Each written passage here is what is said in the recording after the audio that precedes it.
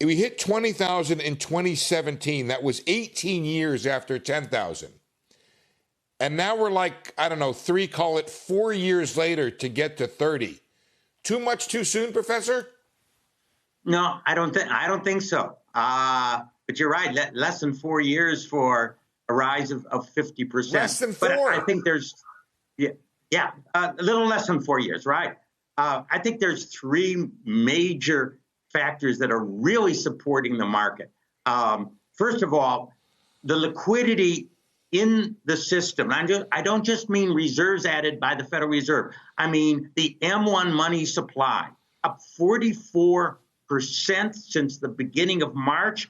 We have not seen that since World War II. That tremendous liquidity. Now it's been repressed because of the virus. But then on top of that, of course, the vaccine news, better than anyone hadn't expected, and actually perhaps deployed earlier than anyone expected to enable this liquidity to increase spending next year. And third, I think the election came out certainly far better than a lot of people feared in terms of the Senate very likely staying Republican, the tax cuts going to remain in, corporate tax cuts in particular, and maybe not some of the crazy trade policies that I don't think were productive that Trump tried to pursue.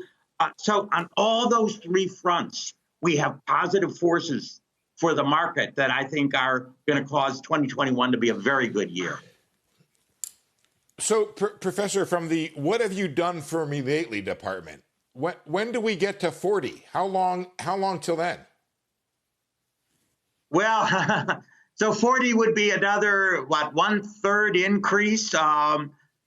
Could we, 8% a year would, 7-8% a year would be the long-term expectation on that. So, I guess if you do the math, you get, 5 or 6 years until we hit 40.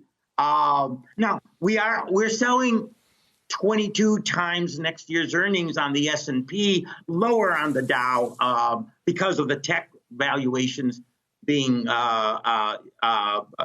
higher than the rest of the market.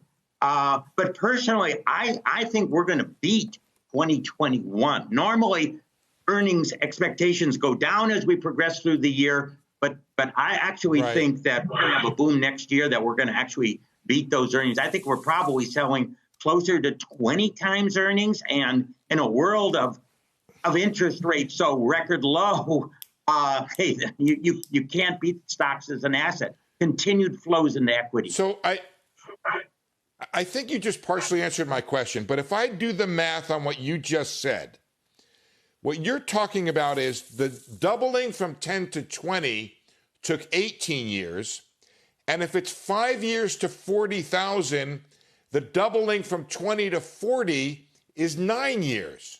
Why is the doubling coming at a much more rapid pace than it had been previously? Well, those are very sensitive to what year you started. If you started in a bear market or near a bear market, you're going to get doubling much faster. I think you look at the long term, and of course, I've done a lot of research on long-term returns in the market, and the long-term returns are 6.5 to 7 after inflation. Now, I think we're not going to get that high long-term. I think we're closer to 5% total return after inflation, with bonds at -1 after inflation, and probably even less than that, because I actually think there's going to be how much higher than 2% inflation over the next couple of years. That's still a margin that is really overwhelming to propel assets into the stock market. So I think we're going to get lower long-term returns than, let's say, the 200-year average, but still enormous when you compare them to fixed income assets in the economy.